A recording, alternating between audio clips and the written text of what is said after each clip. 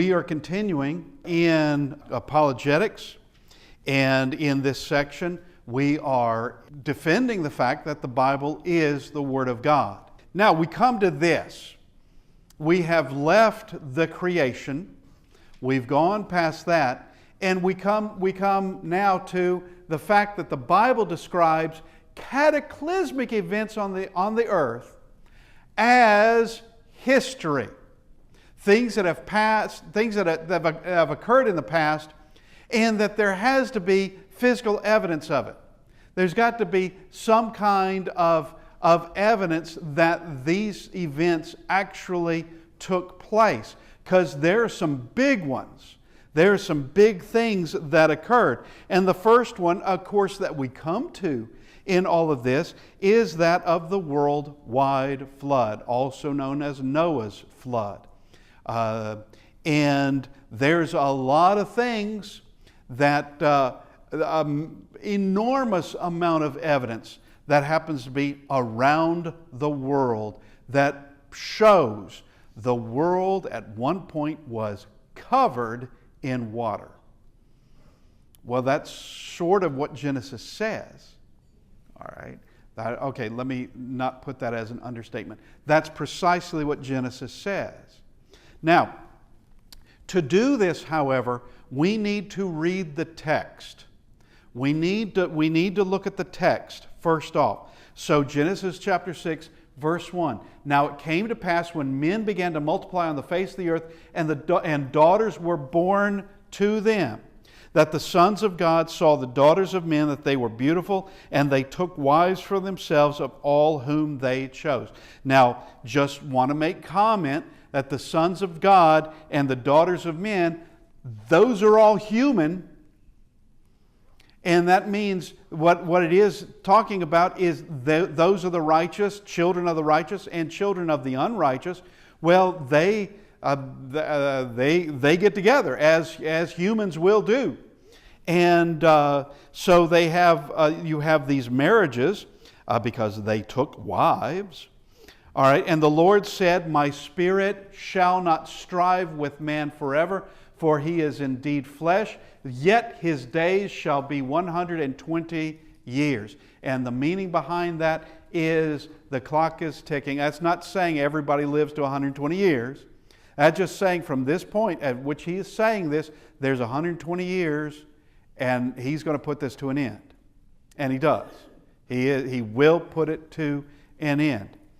There were giants on the earth in those days, and also afterward, when the sons of God came in to the daughters of men, that they bore children to them, those were the mighty men who were of old, men of renown." Now,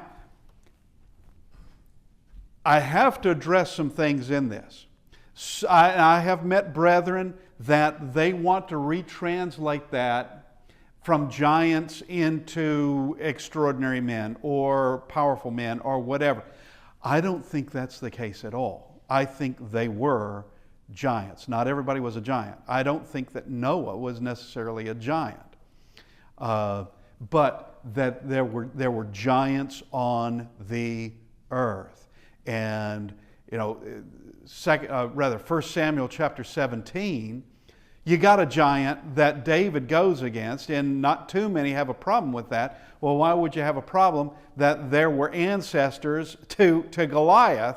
There were giants prior to him, and in those days, and this would answer why there are certain things done in the past that we have no idea how they did them.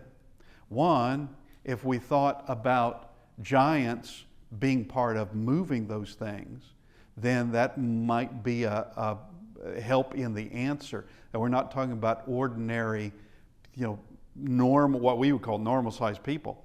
They're people too, but normal-sized people in our strength, that not being able to handle something like that, but you get a group of giants plus massive animals, as we've already talked about, such as behemoth. You get a behemoth to haul some of these things, you're doing good.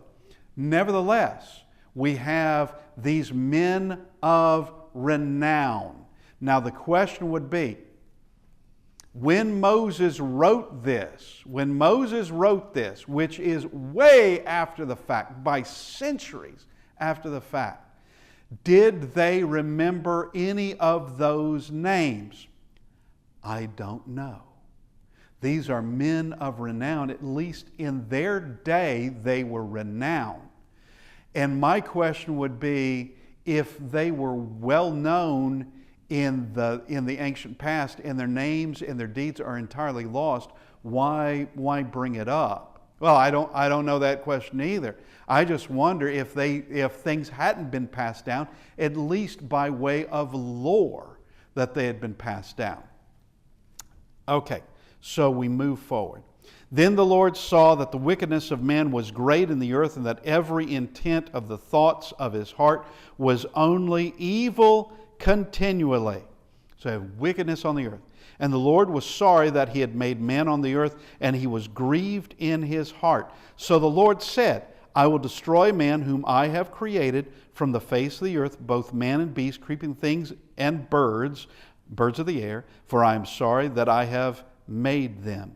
One would ask, well, why are you sorry about the birds and the beasts and the creeping things?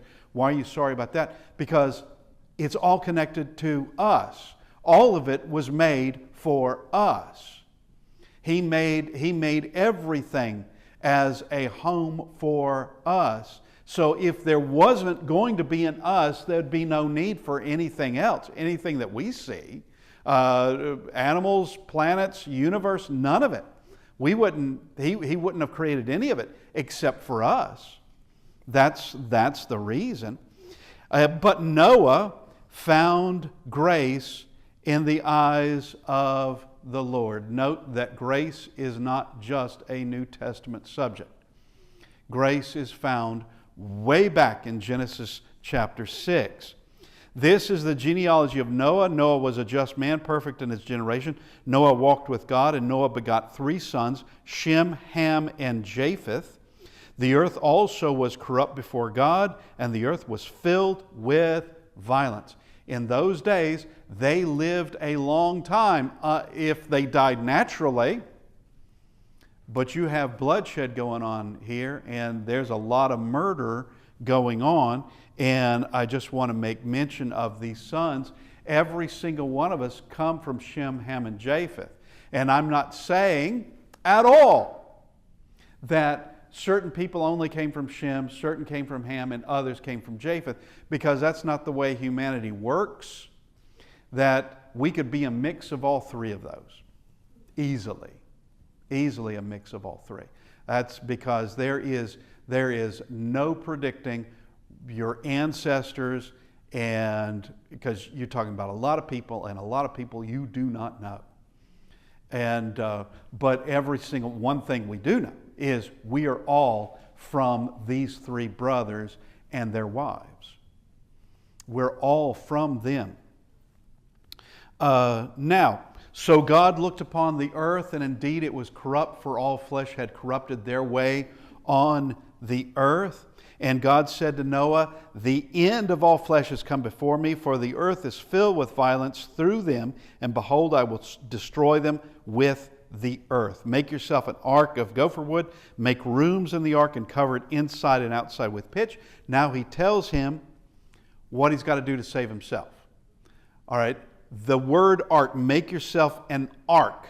It gets very, very specific. Make yourself an ark. He doesn't say ship. He doesn't say boat. He doesn't say raft. He doesn't say any of those words. He says ark. What is an ark? We have another word for that word. Box. Yeah. Ark of the Covenant is the same word. It is, and he is creating an enormous barge, but it is a box. And with what he's creating, this ark, there is no bow, there is no stern, meaning there's no front, there's no rear, there's no rudder, there's no navigation. There's no place to navigate to. There's no place to sail to. It's just to float and survive. And once you have dry land again, to settle somewhere, wherever it's going to settle. And by the providence of God, it settles in the mountains of Ararat. But make it, now notice the specifics, make it of gopher wood, and we don't exactly know what wood that was. Make rooms in the ark and cover it inside and outside with pitch. And of course, with pitch, that's going to make it watertight. What color is pitch? It's black. What color would the ark be? I've never seen it black. It's always wood brown. I've never seen it black. Personally, I think it probably was black. Now, some would say there's different types of pitch and they have different depths of darkness, I guess. I don't know. But personally, I think it probably was black. Now, this would not only keep it watertight, but it would also keep things such as there's what are known as sea worms. There are things in the ocean that will actually eat wood.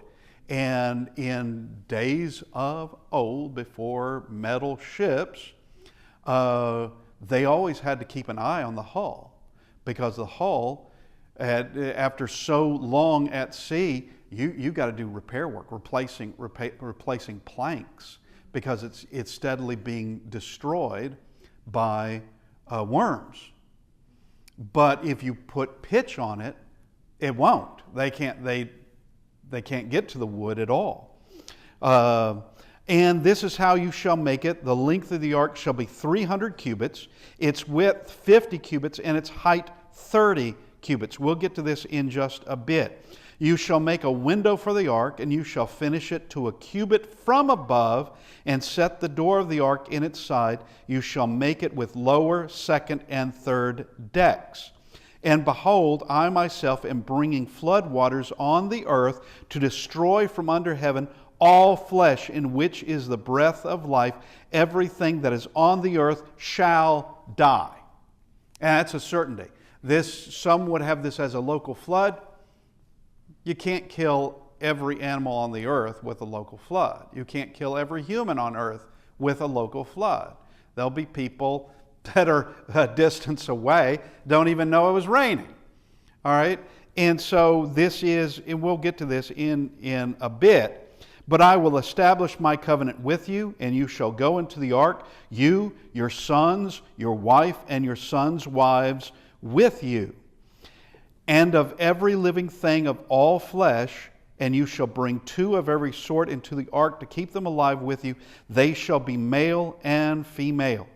Of the birds after their kind, of animals after their kind, and of every creeping thing of the earth after its kind, 2 of every kind will come to you to keep them alive. And you shall take for yourselves all food that is eaten, and you shall gather it to yourself, and it shall be food for you and for them. Now, we made mention last week, I think it was last week, what food were they allowed to eat prior to the flood? Vegetables only. Yeah, it was leafy greens and potatoes. I don't know, but vegetables only. They were not permitted to eat any meat. It's only after the flood that. So this would not have been, taking in salt pork or anything like that you hear of the old ships doing. They're taking in grain and whatever they were eating in this. Thus Noah did, according to all that God commanded him, he did so. That would mean he built the ark precisely to plan, so right material, right size, every detail properly done. 3 decks means 3 floors inside this thing. And you shall take with you 7 each of every clean animal, a male and his female, 2 each of animals that are unclean, a male and his female. Also 7 each of birds of the air, male and female, to keep the species alive on the face of all the earth. For after 7 more days I will cause it to rain on the earth 40 days and 40 nights, and I will destroy from the face of the earth all living things that I have made. And Noah did according to all that the Lord commanded him. Now it says it again. Noah was 600 years old when the flood waters were on the earth. So Noah with his sons, his wife, his son, and his sons' wives, went into the ark because of the water of the flood. 2 by 2, of clean animals, of animals that are unclean, of birds, and of everything that creeps on the earth. 2 by 2, they went into the ark to Noah, male and female, as God had commanded Noah. And it came to pass after 7 days that the waters of the flood were on the earth. That's another week, and it begins. In the 600th year of Noah's life, in the 2nd month, the 17th day of the month, on that day all the fountains of the great deep were broken up, and the windows of heaven were opened. And the rain was on the earth 40 days and 40 nights. Now, that does not mean, as we're about to find out, that doesn't mean the flood lasted 40 days and 40 nights. That just means that's as long as it rained. They're going to be in the ark for a little over a year. I think it's a year and 10 days. They're going to be in the ark for a while.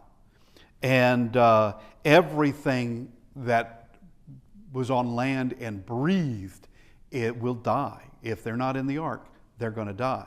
Now, obviously, dolphins, whales, porpoises, and the like, they're going to be just fine. If there's an ocean, there's a surface of the ocean, and they can breathe, and they're perfectly fine, regardless of if there's a storm or not. They're able to survive. On the very same day, Noah and Noah's sons, Shem, Ham, and Japheth, and Noah's wife and the 3 wives of the sons with them entered the ark. They and every beast after its kind, all cattle after their kind, every creeping thing that creeps on the earth after its kind, and every bird after its kind, every bird of every sort. And they went into the ark to Noah 2 by 2 of all flesh, in which is the breath of life. So those that entered, male and female of all flesh, went in as God commanded him, and the Lord shut him in. Now the flood was on the earth 40 days. The waters increased and lifted up the ark, and it rose high above the earth. The waters prevailed and greatly increased on the earth, and the ark moved about on the surface of the waters. And the waters prevailed exceedingly on the earth, and all the high hills under the whole heavens were covered. The waters prevailed 15 cubits upward, and the mountains were covered. All right, so here the highest mountain, and this is the first mention of mountains, by the way, that this is the highest mountain, whatever that was it Everest? I have no idea. I don't know if Everest may have been a toddler by this point. I don't know. But every mountain is covered by 15 cubits. 15 cubits above the highest peak. If it's 15 cubits of water above Mount Everest, where would we be? We'd be low. We'd be deep under the ocean. Deep under it. And all flesh died that moved on the earth, birds and cattle and beasts and every creeping thing that creeps on the earth, and every man, and in whose nostrils was the breath of the Spirit of life. All that was on dry land died. So he destroyed all living things which were on the face of the ground, both man and cattle, creeping things and birds of the air. They were destroyed from the earth. Only Noah and those who were with him in the ark remained alive. And the waters prevailed on the earth 150 days. Prevailed means remained full volume, not going down, for 150 days. And I would take just a guess, an assumption, I think it's a safe one, that humanity would have been wiped out very quickly. That there wouldn't be any of them languishing for 149 days and then died, they would have died out very, very quickly. Some obviously sooner than others. It would depend on where you were. But giants, men of renown, all of them just swallowed alive in the great deep, to be seen no more. And their violence to be seen no more. Then God remembered Noah and every living thing and all the animals that were with him in the ark. And God made a wind to pass over the earth, and the waters subsided. So here's the beginning of it beginning to subside. The fountains of the deep and the windows of heaven were also stopped, and the rain from heaven was restrained, and the waters receded continually from the earth. At the end of the 150 days, the waters decreased. Then the ark rested in the 7th month, the 17th day of the month, on the mountains of Ararat. It doesn't say on Ararat. It doesn't say that.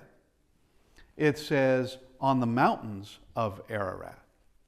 It's in that mountain range somewhere, with Ararat being the naming mountain, I suppose. And the waters decreased continually until the 10th month. In the 10th month, on the first day of the month, the tops of the mountains were seen. So these would be islands now. So it came to pass at the end of 40 days that Noah opened the window of the ark which he had made. Then he sent out a raven which kept going to and fro until the waters had dried up from the earth. He also sent out from himself a dove to see if the waters had receded from the face of the ground.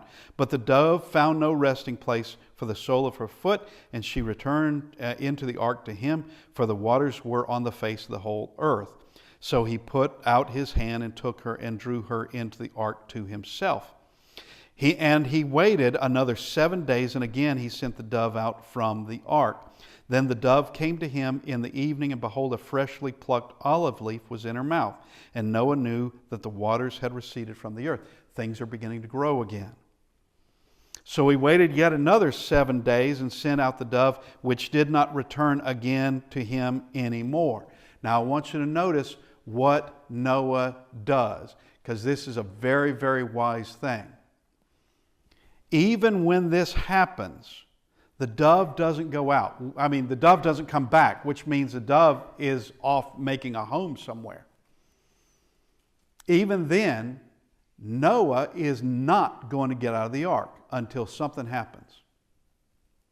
Until God tells him. He's not getting out of that ark. That is a wise thing to do. And it came to pass in the 601st year, in the first month, the first day of the month, that the waters were dried up from the earth, and Noah removed the covering of the ark and looked, and indeed the surface of the ground was dry. He's not off the ark yet. What does it mean that he took off the covering? We took off the top. Okay, covering what is not as though it were some sort of canvas or some sort of tarp. It's wood, and no doubt he had help from his sons, but they took the top off of it, and from there they could see that the surface of the ground was dry. And in the 2nd month, on the 27th day of the month, the earth was dried. Then God spoke to Noah, saying, "Go out of the ark, you and your wife, and your sons, and your sons' wives with you. Bring out with you every living thing of all flesh that is with you, birds and cattle and every creeping thing that creeps on the earth, so that they may abound on the earth and be fruitful and multiply on the earth." Here is the command. You can go out now. And I'm sure they were getting antsy. I'm sure I would have been. Getting antsy I want to get out. I would like a little bit more fresh air. I'd like to see the sun for a bit. I'd like to see dry land. But they're not going to get out. And I imagine also if you just witnessed what happened and the violence that had occurred, you would pretty well have the fear of God in you. And they did wait. So Noah went out, and his sons and his wife and his sons' wives with him, and every animal, every creeping thing, every bird, and whatever creeps on the earth according to their families went out of the ark. Now, we look at the feasibility of all of this, and we're going to look at some of the arguments that are given. They're very, very common things. Usual argument number one, the ark was not big enough to house every animal on the earth. Well, first off, it doesn't have to house every animal, just male and female for most of the animals, and for the clean, 7, and for the birds, 7. But aside from that, of every living thing of all flesh you shall bring 2 of every sort into the ark to keep them alive with you. They shall be male and female. Look at this. Of the birds after their kind. You don't have to bring in every type of pigeon, just 2 pigeons. That's all you have to do. Not every type of, name the animal, not every type of chicken, not every type of pig, not every type of cow, not every type, but you just have to bring something that's going to be able to reproduce, obviously, male and female, and from them are going to be all these varieties. Well, it's varieties of dogs, varieties of horses, not every type of dog, not every type of horse. You just need 2 of these, of every kind. Of animals after their kind, of every creeping thing of the earth after its kind. 2 of every kind will come to you and keep them alive.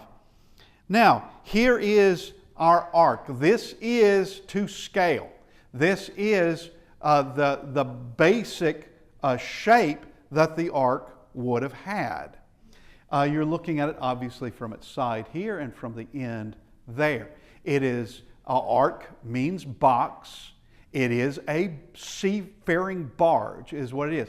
300 cubits, you're basically looking at 450 feet. Now that would depend on Noah's cubit. A cubit is from your elbow and your elbow to here. It's an easy measurement. Okay. Now, if Noah was larger than me, he would, which is possible, very possible, that his cubit would be slightly larger, or maybe much, much larger. I don't know. If he was smaller than me, then it would be a little bit smaller. And actually, I'm just going to make mention of something here as a side issue. If you were to use cubits to build a house and things for you, it would be precisely for your size if you went by your cubit. And in a time of giants, a giant could not go with a cubit of what we would call a regular sized person. A giant would have to go with his own cubit and build his own house. And if generally speaking, a house is, we'll just say, 10 cubits to a floor, I don't know, but 10 cubits for a particular room in height. All right, the giant's going to make it to his proportions, and a smaller person is going to make it to their proportions. It's perfectly logical and very, very practical. But I'm going with what is basically considered a typical average cubit. So it would be 450 feet long. It's 45 feet tall. It's 30 cubits wide. I'm sorry. Wait a minute. No. Yeah, 30 cubits wide. Actually, it's 50 cubits wide. It's 75 feet wide. So 75 feet wide, 45 cubits tall, 450 cubits long. This is a big structure. It's big. If it were sitting across the street, we would say that is a big wooden warehouse. I don't know what else it could be. And for some reason, they've covered it over in pitch for whatever reason. It would seem like an enormous wooden warehouse. And so here's basically the views here inside. You see the 3 decks. I have, if you can make out these little lines here, that represents about a 6-foot person inside there. And there's 8 of them, unless somebody fell off, I don't know. But there's supposed to be 8 inside there. This represents the door in the side and the window above that, which was a cubit from the top of the ark. Here is the top view looking down, and this is not, once again, this is not a ship. It has no front, it has no back, it has no rudder, it has no way of navigating, it has no way of, it just floats and protects. That's all it's supposed to do. And as far as cubic feet, not cubit, but cubic feet, it's over 1.5 million cubic feet.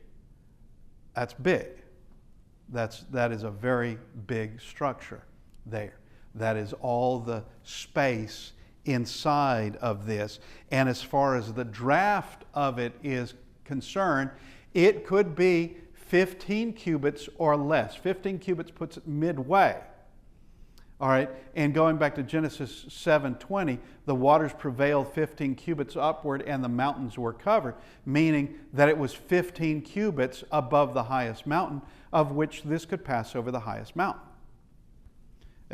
And that's pretty good.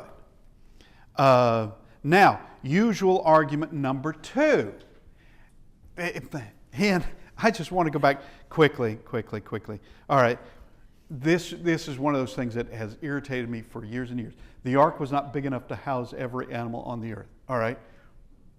My question is, how big was the ark? 9 times out of 10. Actually, 10 times out of 10. It'll be, well, I don't know, but it couldn't have been big enough. Well, have you not read? Didn't you read it? Before, you're just naysaying is all you're doing. You're not even putting any kind of effort in it. It's just naysaying that it couldn't possibly have happened. Okay, so here we go. Usual argument number 2. Elephants, hippos, and dinosaurs could not have fit into the ark. They couldn't have fit. All right, so here I couldn't. Here's a African elephant. It is around 11 feet tall. It could be a little bit taller, a little bit shorter. It's around 7 tons. Pretty big, and it eats a lot. All right? Now, you know what? If we wanted to, we could easily bring a couple of elephants into this building, no problem at all. Not at all. And Noah definitely would not have had a problem. He wouldn't have had a problem at all. There's no problem getting elephants or hippos or even dinosaurs into the ark or even into this building if you wanted them in this building. Good luck on getting a dinosaur. But the thing is that you don't have to have this guy when you can have this guy. It's that simple. It's that you think God is stupid? He's not. This thing is about 3 feet tall, weighs 300 pounds, and doesn't eat as much as his dad does. All right? All you need are 2 representatives of each kind, and they don't have to be full grown. They can be as simple as this. At 300 pounds, well, that is heavier than a bird. It's not 7 tons. And easily walks through any door you got in the ark, or even in this building. All right, so you don't have to have the full grown. Now, here's the usual argument number 3. Noah could not round up every animal needed and bring them to Palestine. And yes, I have heard this statement. All right, and this is just goofy, absolutely goofy. One is, you haven't really read the text, have you? You've really not read anything.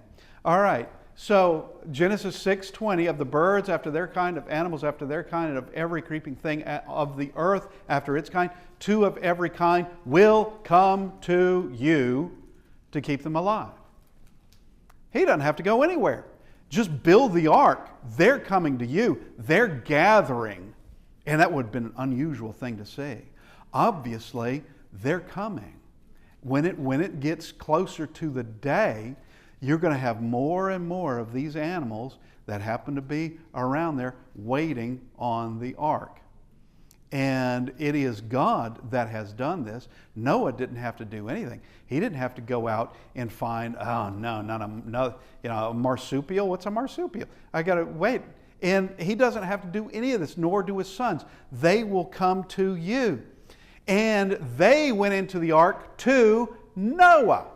They did that. He didn't have to herd them in. When it's time, they march on in. When it's time, they go in.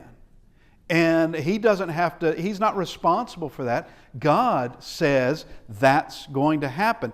Now, concerning Palestine, who said anything about Palestine? This just shows the absolute ignorance of that sort of statement. One, Palestine is not a word found in the Bible ever.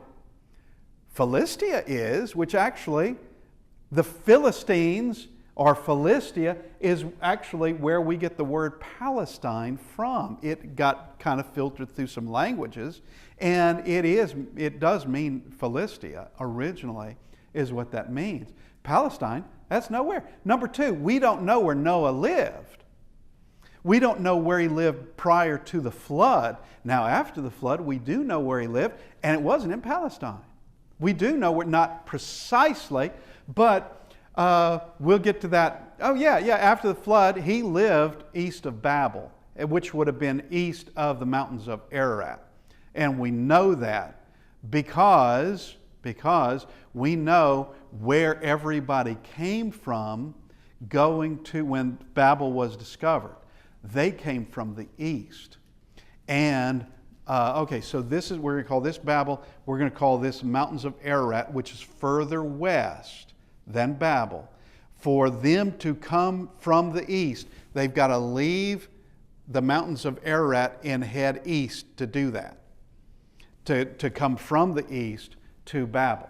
Now, the land of Canaan is first mentioned in Genesis 11, verse 31, concerning getting about where the Canaanites came from. Abram didn't go into Canaan until Genesis 12 and 5. Before that, he lived in Ur. Ur is a distance to the east from there. The land promise is given to Abraham, or Abram, in Genesis 12 and verse 7. That's the first time any of this is mentioned. It's not mentioned at all. It's just the sheer, overwhelming ignorance that just one thing after another, after another, after another. Now, places, just as an aside, places mentioned before the flood, Eden, obviously, and Eden is not in Palestine. And we can know that it's not in what may also be called Levant, the Levant, or anywhere close to Israel. Well, it's closer than we are, but Eden had an unnamed river that went out of Eden and became 4 other rivers. The Pishon, Gihon, Hiddekel, and Euphrates. All right, that's further north and east. The land of Nod, east of Eden. All right, that's wherever Eden happened to be, which would have been, I think if we look more at the Euphrates, that we would get a good idea, more of a notion as to where Eden had been. But the land of Nod is east of Eden. And then we have Enoch, which is a city built by Cain. Now, we don't know where that was. But there were cities back then. And, all right, first place mentioned after the flood, mountains of Ararat. That's the first place mentioned. All right, that is just an aside.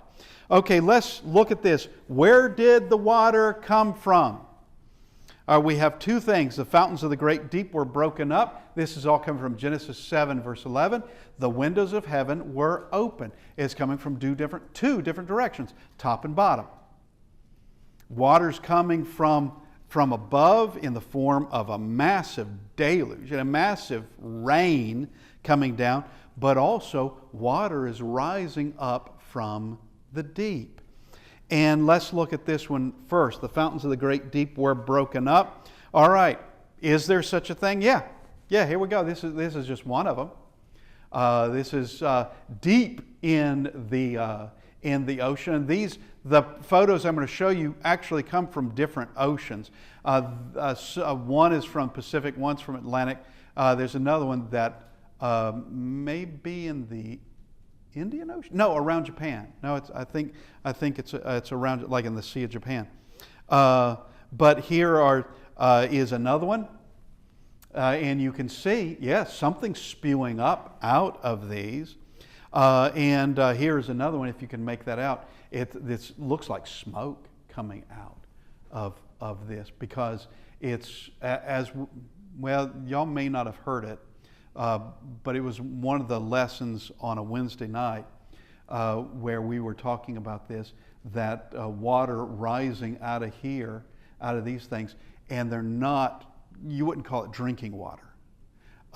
It's water, but it's also bringing other things with it. It's got some poisonous things. One is sulfur is in it. And the way this goes is you have these deep underneath, and I do mean deep, deep, deep into the earth. You do have aquifers and water stored in minerals such as ringwoodite. That's maybe a new one for you. But it is, what is that? Ringwoodite is a high-pressure mineral found in the Earth's mantle, capable of storing water within its crystal structure, and it plays a crucial role in the deep water cycle. It forms under extreme conditions in depths of 250 to 400 miles under the earth. All right, that's a long way down. And here is another thing about it. To offer some perspective on the sheer volume of this subterranean water body, if the ringwoodite rock contained a mere 1% water, that means 99% of the mineral holding 1% water, and this is giving the idea, the perspective of how much ringwoodite there is way underneath us, hundreds of miles underneath us. If it contained a mere 1% water, the Earth's crust would be sheltering a water volume 3 times greater than all the oceans combined on its surface. That means all the oceans we have that we see, Atlantic, Pacific, Indian, the Antarctic, the Arctic, all of these places, you're looking at 3 times more water under our feet, but hundreds of miles under our feet. So could there have been enough water? Yeah, a lot. And all it would take is for pressure underneath to bring it up. That's all it would, all as though I could do it. No, but God can most certainly do it. He can most certainly do it. And what we're looking at is the fact that this can happen. And it did happen. Okay, we have run out of time, and I appreciate everybody being with us. And hopefully next week we can continue. Thank you.